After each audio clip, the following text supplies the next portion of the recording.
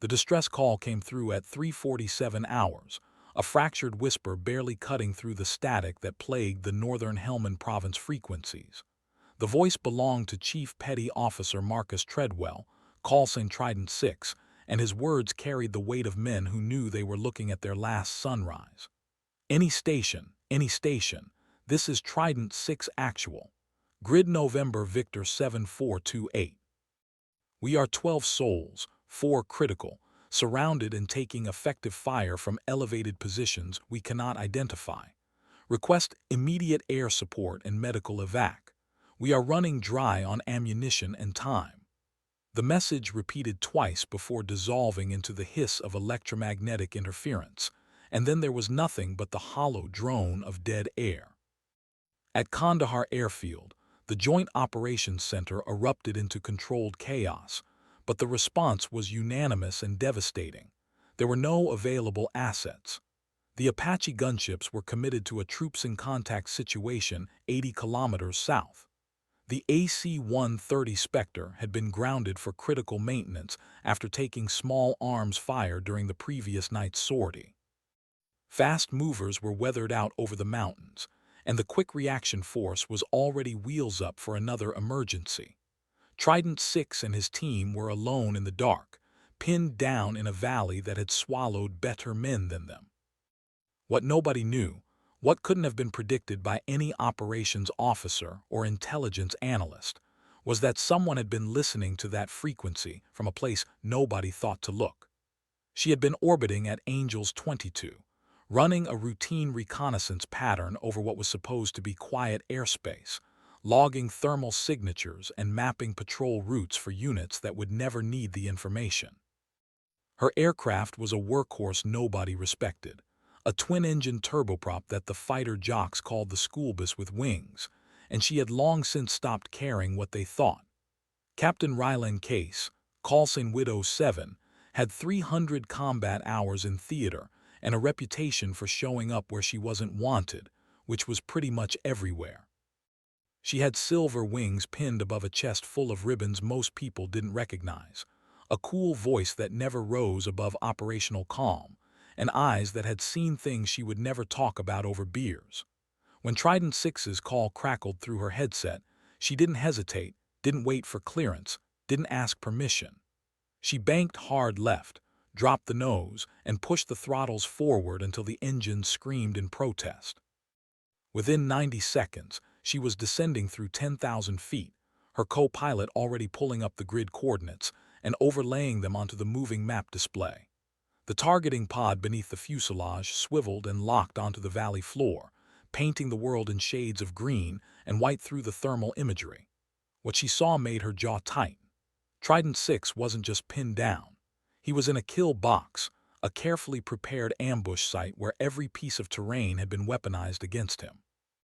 The SEALs had taken refuge in a dried riverbed, using the crumbling mud walls as cover, but the enemy had elevated positions on 3 sides, and muzzle flashes sparkled like fireflies in the pre-dawn darkness.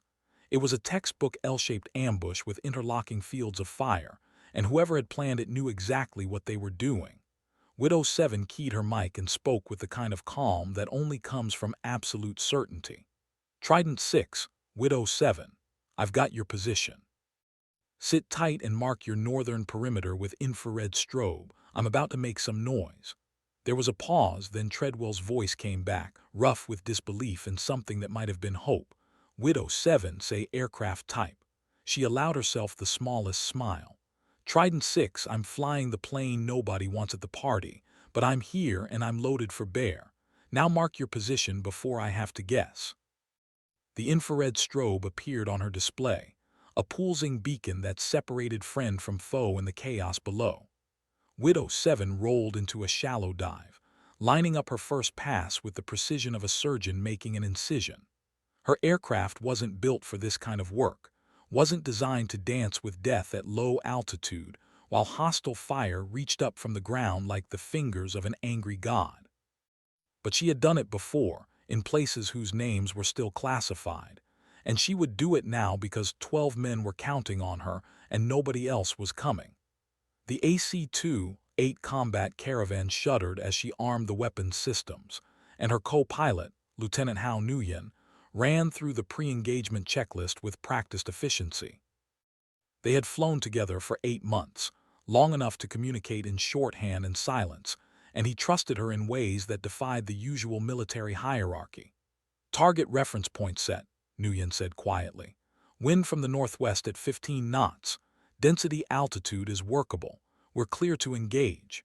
Widow 7 adjusted her approach angle, calculating trajectories in her head while her hands moved across the controls with the muscle memory of a concert pianist. Below them, the enemy fighters had no idea what was coming.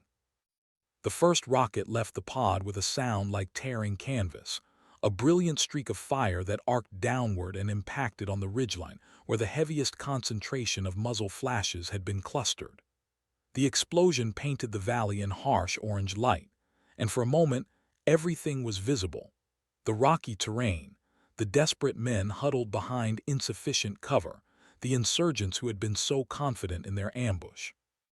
Then darkness rushed back in, but Widow 7 was already adjusting her angle for the second pass.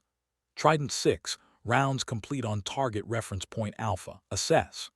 Treadwell's voice came back immediately, and there was something new in it now, something beyond relief. It was respect. Widow 7, good hits, good hits. Eastern ridgeline is neutralized. But we've got movement on the southern approach, approximately 20 enemy dismounts advancing on our position. We need danger close support. How copy? Danger close.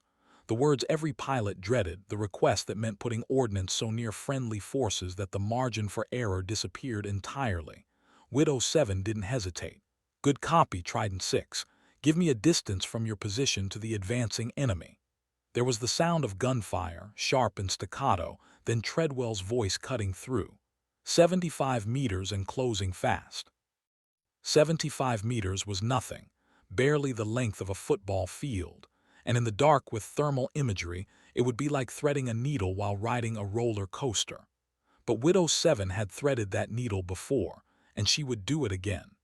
She brought the aircraft around in a tight turn that pressed her deep into her seat, feeling the airframe groan under the G-forces. Nguyen was working the targeting solutions, his fingers flying across the touchscreen displays, calling out distances and bearings in a steady stream of numbers that Widow 7 translated into life and death. Target package ready, he said. Recommend gun run, south to north approach vector. That'll give a standoff from the friendly position. Widow 7 nodded, not that he could see it in the darkness of the cockpit. Trident 6, I'm coming in hot from the south.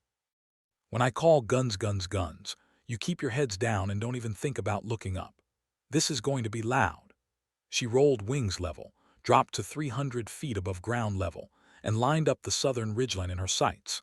The AC-2, HGAU-19 rotary machine gun spun up with a mechanical whine, 3 barrels rotating at 3,000 rounds per minute, each .50 caliber projectile capable of punching through engine blocks and brick walls.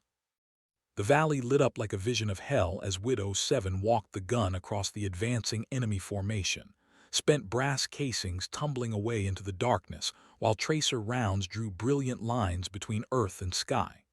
The sound was apocalyptic, a sustained roar that drowned out everything else, and when she pulled off target and climbed away, there was nothing left alive on that southern approach. Nothing moved, nothing breathed. Treadwell's voice came through the radio, and for the first time since the ambush began, there was something other than desperation in his tone. Widow 7, you just saved 12 lives. We've got breathing room now. Can you stay on station? Widow 7 checked her fuel gauge, ran the calculations in her head, and made a decision that would probably earn her a verbal counseling from her squadron commander. Trident 6, I'm not going anywhere until your wheel's up on that evac bird.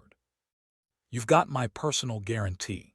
She climbed back to Angels 5 and began a slow orbit, her eyes never leaving the thermal display where Trident 6's team appeared as bright human-shaped signatures against the cold desert floor. Nguyen glanced over at her, his face illuminated by the green glow of the instruments.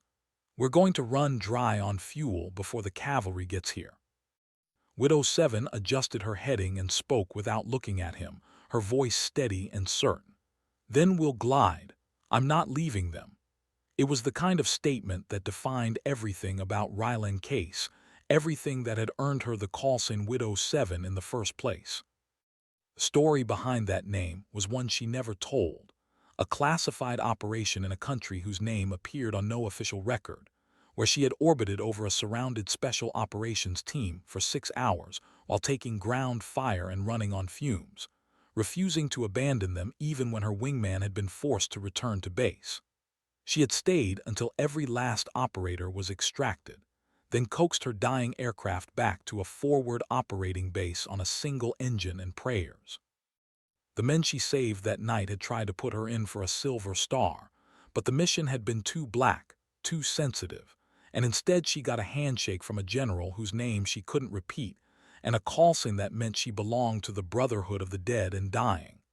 Widow 7, because she stayed with those who had no one else. Below her, Trident 6 and his team were reorganizing, dragging their wounded into a tighter perimeter. The eastern sky was beginning to show the first pale hints of dawn, that fragile blue light that comes before sunrise and makes everything visible and vulnerable. Widow 7 knew what that meant. In daylight, the enemy would be able to see her aircraft clearly, would be able to coordinate their fire, would be able to turn her slow-moving turboprop into a flying coffin. But she also knew that in daylight, the medical evacuation helicopters would be able to fly, and rescue would finally come for Trident 6's team. It was a race against time and fuel, and the patience of an enemy that had already proven they were willing to die for their cause. She keyed the radio to the command frequency, the one monitored by everyone from battalion commanders to two-star generals, and spoke with crisp professionalism. Any station, Widow 7 currently providing close air support to Trident 6 at grid November Victor 7428. Enemy forces suppressed but not eliminated. Request priority medical evacuation and ground quick reaction force to secure landing zone. I can maintain station for approximately 45 more minutes, then I'm Winchester on fuel. The response came back from Kandahar in the voice of a controller who sounded like he'd just woken up. Widow 7, Kandahar Tower. Be advised medevac assets are still 30 minutes from your position. 30 minutes. Widow 7 did the math instantly and didn't like the answer. She had maybe 50 minutes of fuel remaining, and that was only if she kept her orbit wide and her throttles at minimum sustainable power. Anything more aggressive, any additional gun runs or rocket attacks, and she'd be walking home through hostile territory with nothing but a sidearm and her charm. She clicked the mic twice to acknowledge and said nothing, because there was nothing to say. The decision had already been made the moment she heard Trident 6's distress call.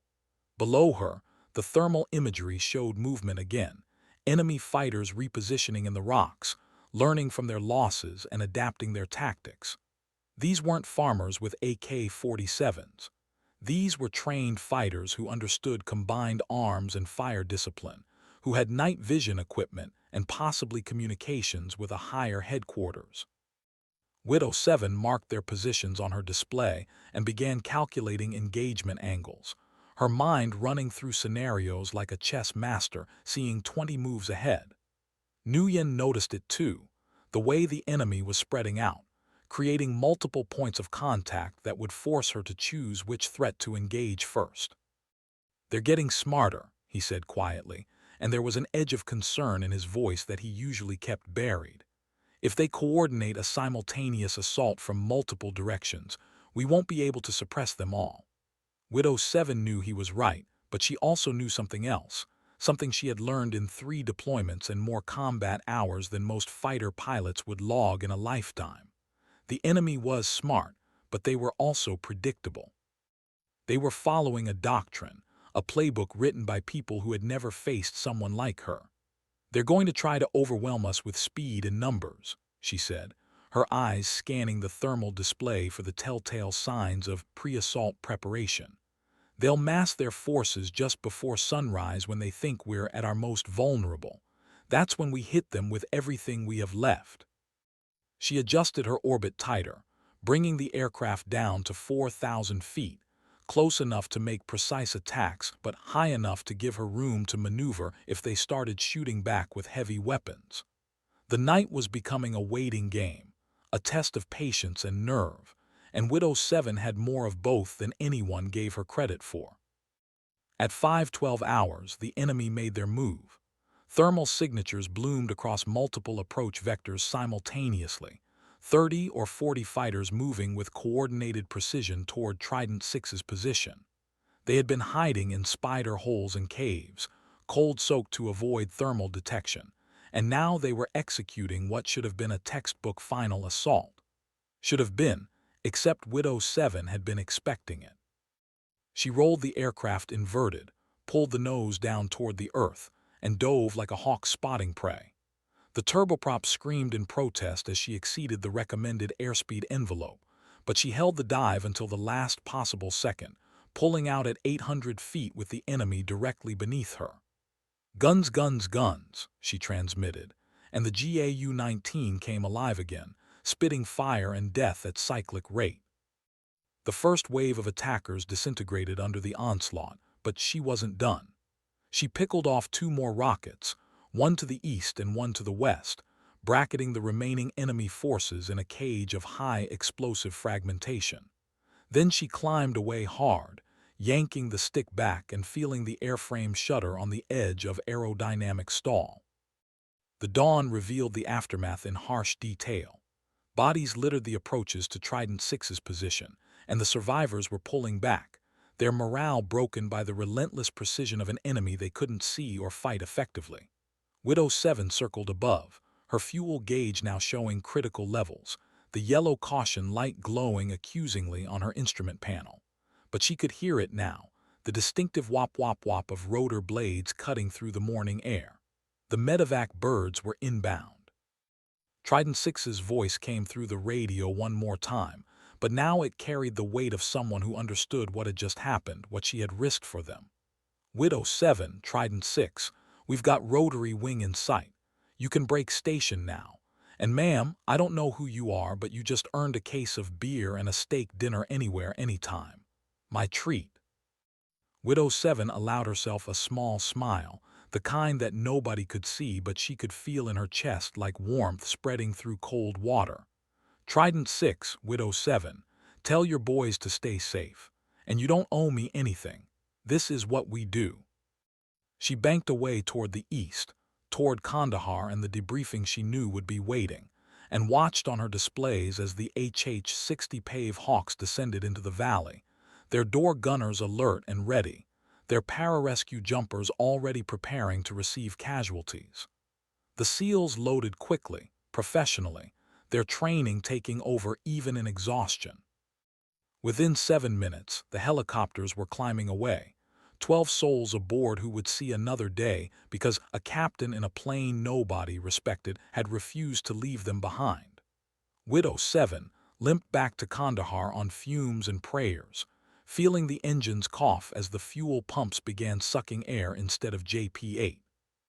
She made it to the airfield perimeter before the low fuel warnings became full-blown emergencies, and she put the aircraft down on the runway with the kind of landing that was more controlled crash than graceful arrival.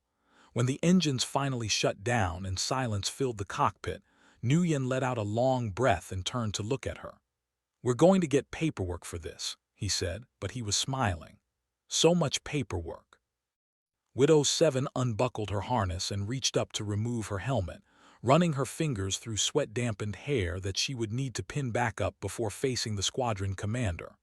"Worth it," she said simply, and climbed out of the cockpit into the blinding Afghan morning sun. What she didn't know, couldn't have known, was that word was already spreading through the base. The Joint Operations Center had recorded the entire engagement, every radio call, every weapons release, every moment of that impossible orbit over Trident 6's position. The combat camera footage was being reviewed by intelligence analysts who couldn't believe what they were seeing. And somewhere in a classified briefing room, a special operations commander was making calls to people whose names appeared on no roster. Ryland Case had just become famous in circles she didn't know existed, and her life was about to change in ways she would never see coming. But for now, she just walked across the tarmac toward the operations building, her flight suit dark with sweat, her eyes tired but clear, and somewhere inside her chest, the quiet satisfaction of a job done right. The debriefing lasted 3 hours, conducted in a windowless room that smelled of coffee and stale air conditioning. The squadron commander, Lieutenant Colonel Marcus Vale, sat across the table from her with an expression that was equal parts impressed and exasperated. He was a career officer who had come up through the fighter community, and he understood the unofficial rules that governed combat aviation. You took calculated risks, but you didn't go rogue, and you definitely didn't commit your aircraft to unsupported operations without clearance from higher headquarters. Widow 7 had broken at least 4 of those rules, and they both knew it. "Captain Case," he began, his voice carefully neutral, "walk me through your decision-making process when you received Trident 6's distress call." Widow 7 sat up straight, hands folded on the table in front of her, and met his eyes without flinching.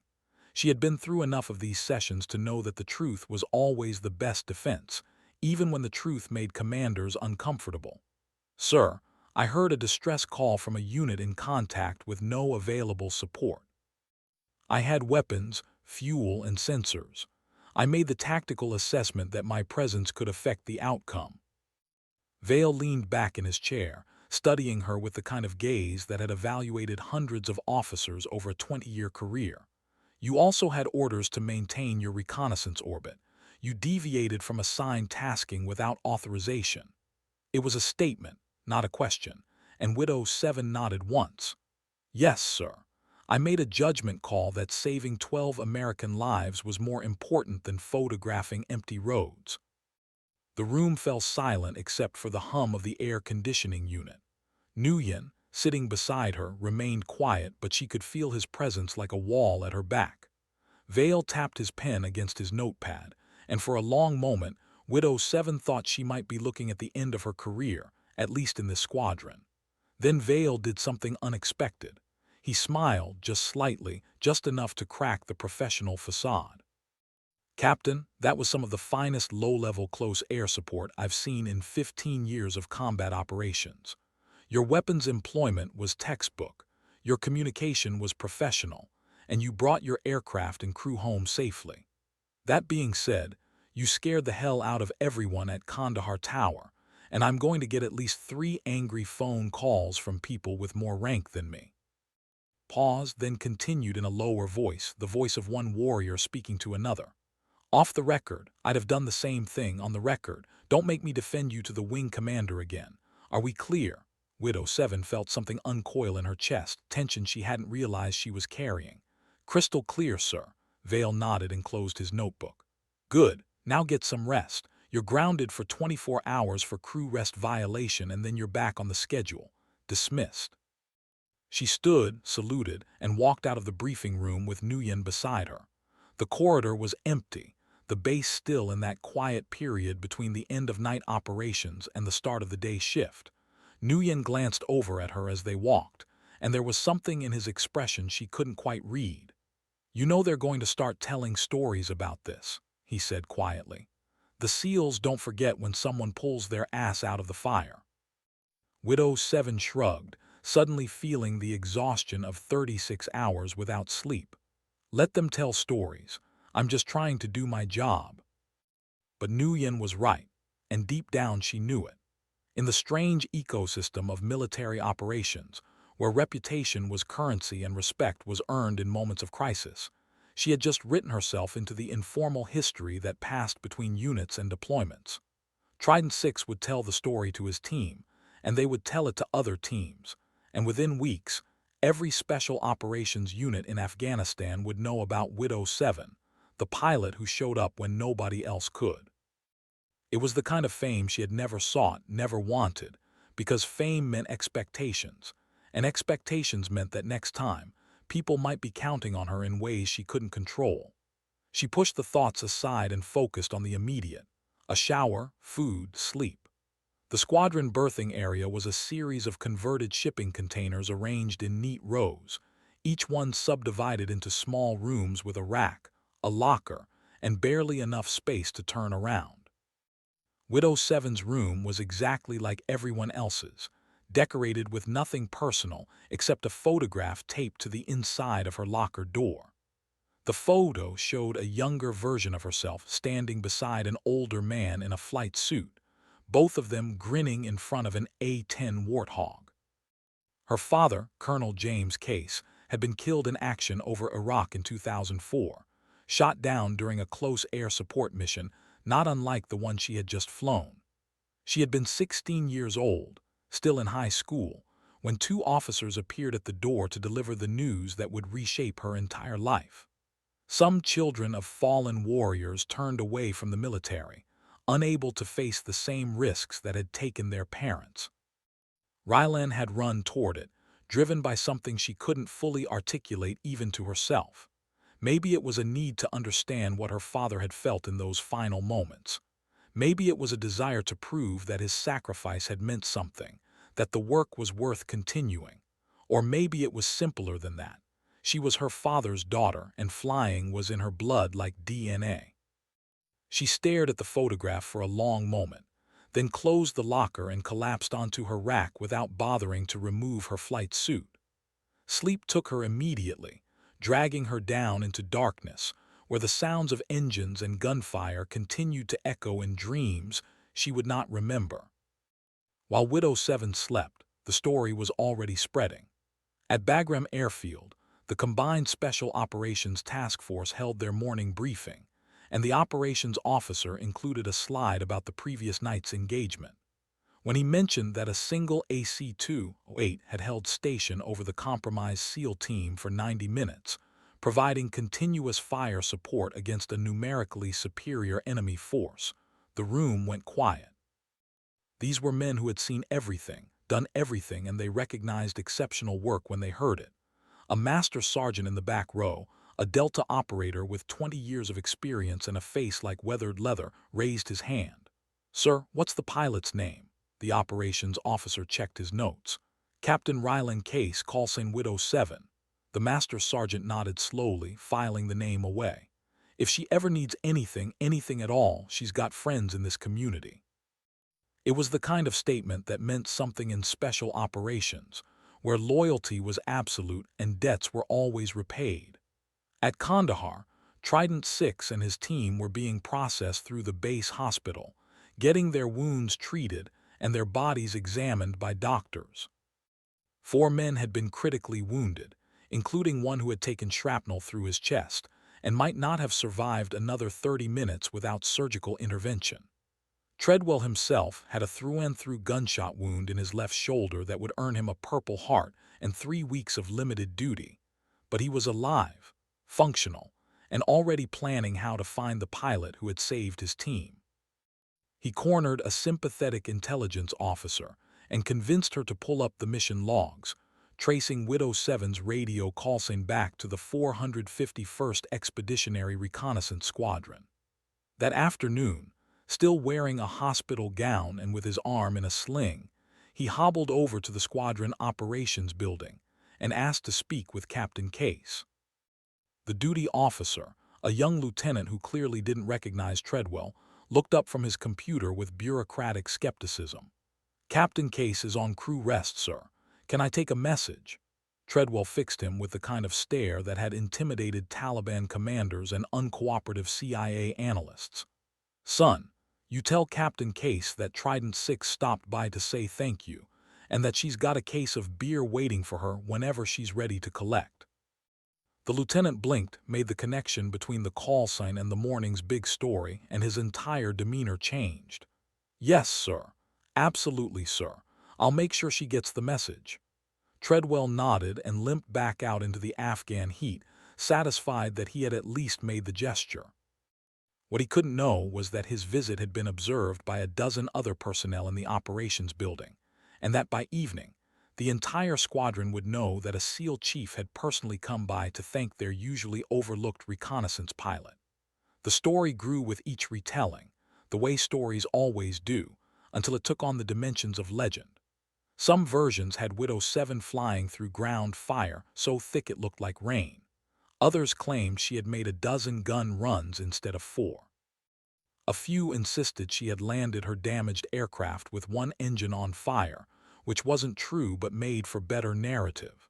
Ryland Case slept through all of it, exhausted in a way that went beyond physical fatigue. When she finally woke 16 hours later, disoriented and starving, the sun was setting again, and she had no idea that her life had fundamentally changed. She showered, changed into a clean flight suit, and walked over to the dining facility to find something resembling food. The DFAC was crowded with the usual evening rush. Contractors and soldiers and airmen all lined up for steam table meals that ranged from barely edible to surprisingly decent depending on the day. Widow 7 grabbed a tray and moved through the line, loading up on protein and carbohydrates, her body demanding fuel after the expenditure of combat operations. She found an empty table in the corner and sat down, grateful for the anonymity of a crowded room where nobody paid attention to anybody else, or so she thought. She was halfway through her meal when a shadow fell across her table, and she looked up to see 3 men in multicam uniforms standing there with expressions that could have been carved from stone. The one in the middle, an older man with gray hair and a chest full of ribbons, spoke first. "Captain Case." She set down her fork slowly, suddenly aware that every instinct was telling her this wasn't a casual conversation. "That's me." The man extended his hand, and when she shook it, his grip was firm without being aggressive. "Command Sergeant Major Preston Cole, JSOC. These are my colleagues. We wanted to say thank you for what you did last night. Trident 6 is one of ours, and we take care of our own." Widow 7 felt suddenly exposed, aware of the eyes that were now turned toward her table, the whispered conversation spreading through the DFAC like ripples across water. "I was just doing my job, Sergeant Major." Cole smiled, but it didn't reach his eyes. "Ma'am, I've been in this business for 23 years, and I know the difference between doing a job and doing what you did. You put yourself in harm's way for men you didn't know, and you stayed when anyone else would have left. That's not a job, that's character." He reached into his pocket and pulled out a small object, setting it on the table between them. It was a challenge coin, but not a standard issue one. This coin was heavy, substantial, made of bronze with the JSOC insignia on one side and a simple phrase on the other: "Quiet professionals." If you ever need anything, and I mean anything, you show that coin to anyone in our community, and they'll move heaven and earth for you, your family now. Widow 7 picked up the coin, feeling its weight in her palm, understanding on some level that she was being invited into a brotherhood that most people never knew existed. "I don't know what to say, Sergeant Major." Cole straightened up, his expression softening just slightly. "You don't have to say anything, ma'am. Just keep doing what you do, and know that we've got your back." He nodded once, then turned and walked away with his colleagues, leaving Widow 7 alone at her table with a challenge coin and the sudden realization that she had crossed some invisible threshold. The DFAC was still buzzing with conversation, but now some of those conversations were about her, and she could feel the weight of attention like pressure against her skin. She finished her meal quickly and left, walking out into the evening air where the base lights were beginning to flicker on against the gathering darkness. The sky above Afghanistan was vast and clear, dotted with stars that seemed impossibly bright.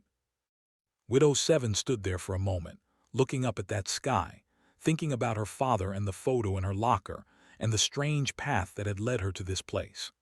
She had joined the Air Force to fly, to serve, to honor a legacy she felt responsible for continuing. She had never imagined that one night's work would turn her into someone people told stories about, someone special operations forces considered family.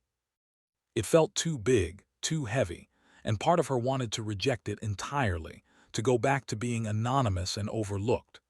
But another part of her, the part that had kept her over Trident 6's position until the fuel gauges were screaming warnings, understood that this was the point of everything. This was why she wore the uniform, why she climbed into the cockpit every night, why she pushed herself to be better than anyone expected.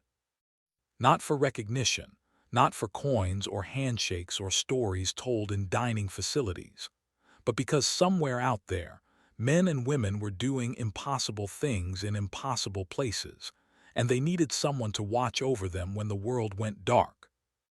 The next morning, Widow 7 returned to the flight schedule like nothing had changed. She briefed her mission with the same professional efficiency, performed her pre-flight inspection with the same methodical attention to detail, and launched into the pre-dawn darkness to resume the reconnaissance pattern she had abandoned 2 nights before. Nguyen was back in the right seat, and they fell into the comfortable rhythm of crew coordination that came from months of flying together. For 3 hours, they orbited over their assigned sector, mapping roads and tracking vehicle movements and logging intelligence data that would be analyzed by people they would never meet. It was routine work, the kind of flying that made up 99% of deployment life, and Widow 7 was grateful for the normalcy. But normalcy was no longer something she could count on. At 8:23 hours, a new voice came through the radio frequency, formal and controlled. Widow 7, Kandahar Tower, stand by for operational tasking. Widow 7 exchanged a glance with Nguyen, who raised one eyebrow but said nothing. Kandahar, Widow 7, standing by. There was a pause, then a different voice. Widow 7, this is Stalker 6 Actual. We have troops in contact at Grid November Victor 8315, requesting immediate close air support. You're the only asset within response range. Can you accept tasking? Stalker 6 was an Army call sign, probably a company commander, and his voice carried the tight control of someone trying to keep panic from bleeding through. Widow 7 looked at her fuel gauge, did the mental math, and knew the answer before she spoke it. Stalker 6, Widow 7, is mission capable and accepting tasking. Provide situation update. As Nguyen began pulling up the grid coordinates and programming the targeting systems, Widow 7 banked the aircraft toward the new location and felt that familiar clarity settle over her mind. This was what she was meant to do, what all the training and experience had prepared her for. Not reconnaissance orbits over empty roads, but this, showing up when someone needed her, bringing fire and precision to bear on enemies who threatened her people. The sky above Afghanistan was infinite and indifferent, but Widow 7 was neither of those things. She was present, engaged, and committed. And somewhere below her, another group of Americans was about to discover that when you called for help in the most desperate moment of your life, sometimes the answer came in the form of a twin-engine turboprop flown by a woman nobody expected, and everyone underestimated. Stalker 6's situation turned out to be a platoon-sized element ambushed while clearing a compound suspected of being a weapons cache. The enemy had allowed them to enter the compound, then triggered a complex ambush with RPGs and heavy machine guns from prepared positions in the surrounding buildings. It was the same tactic Widow 7 had seen 100 times before, the insurgents' favorite playbook. Let the Americans commit to a confined space, then collapse the trap and inflict maximum casualties before melting away. But what worked against a dismounted infantry platoon didn't work as well when someone was watching from above with thermal sensors and precision weapons. Widow 7 rolled into her approach at Angels 8, her eyes scanning the thermal display where the battle unfolded in stark contrast. The Americans were pinned in the central compound, marked by infrared strobes that blazed like small suns. The enemy positions were harder to identify, hidden in buildings and behind walls, but she had learned to read the patterns, the way muzzle flashes cluster.